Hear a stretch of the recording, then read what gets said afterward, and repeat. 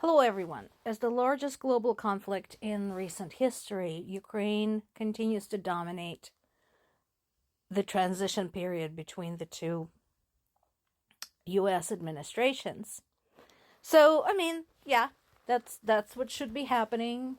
The outgoing administration should be educating the incoming administration in what is going on. Except we seem to be having a lot of contradictions in terms of the incoming administration's approach to ending this war. First of all, there is the bit that I highlighted. The casualties suffered on both sides a tragedy. Actually, I'm sorry. No. No. Because one side started this mess. Unprovoked. So, the casualties on the side of the aggressor, Russia, are not a tragedy, it's a stupidity. And it's an indication of the government in that country that has no concern for human life.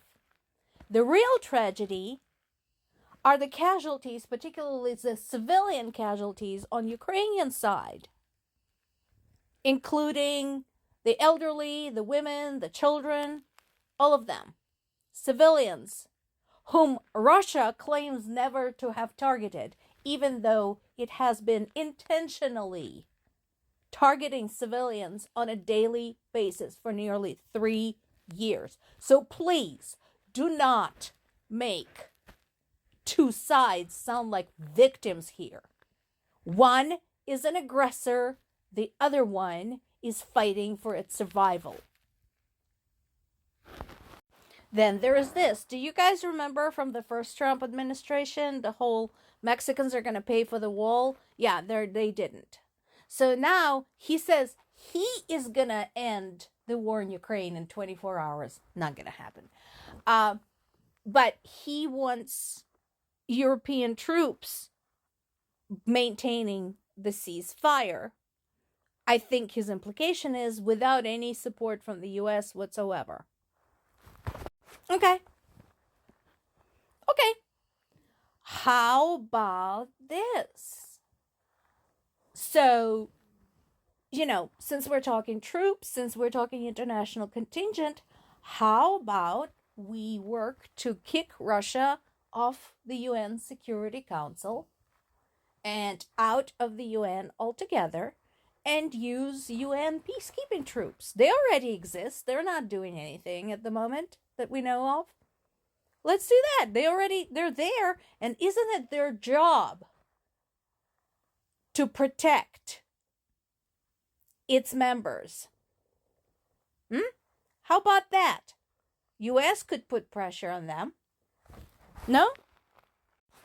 And at the same time, there is the opposition to Ukraine entering NATO. I'm sorry. Ukraine has already been promised NATO protection 30 years ago. And when time came to get said protection, nothing happened. Nothing that was tangible and had an instantaneous impact on the invading state. So no, it has to be the membership. Because there has to be some kind of guarantee. Otherwise, European countries can just say, no, not interested. And what is Ukraine supposed to do? It's going to be left holding the bag. Is that going to be its reward for being basically a buffer between Europe and Russia this entire time? And then there is this. So again, a contradiction. He insists that he wants Ukraine to remain strong and sovereign, but he doesn't want Ukraine to defend itself. What? Honestly, can we just drop him in, I don't know, somewhere maybe in Dnipro region or in Zaporizhia region or in the Donetsk region and just leave him there for like a week? Can we do that? Because I don't think it's sinking in. There is literally no reason other than avoiding upsetting his BFF Putin for keeping Ukraine from using long-range weapons inside Russia. Why is it okay for Russia to use long-range weapons inside Ukraine, but not the other way around? Somebody explained this to me like I'm in the kindergarten. It's not. And here's something particularly telling. Trump's keepers are praising his strategy. Surprise, surprise. Because of course, this is to their advantage. They don't want Ukraine to be able to use long-range weapons. They don't want Ukraine entering NATO. They want to keep the portion of Ukraine they have already invaded and then some. Yeah, so this is all working in their favor. Meanwhile, to remind you what it's like, there's been another huge hit against Ukraine's energy infrastructure. Again, Russians are gleefully promising to freeze the Ukrainians to death every single winter for the last 3 years, and this is what's happening. So there's been a massive attack that involved more than 200 drones and 93 missiles. Most of the missiles were shot down. And notice the location. Targeting sites in western Ukraine. So western Ukraine, just, by virtue of proximity, has been until now a safe haven for Ukrainians fleeing the war-torn areas.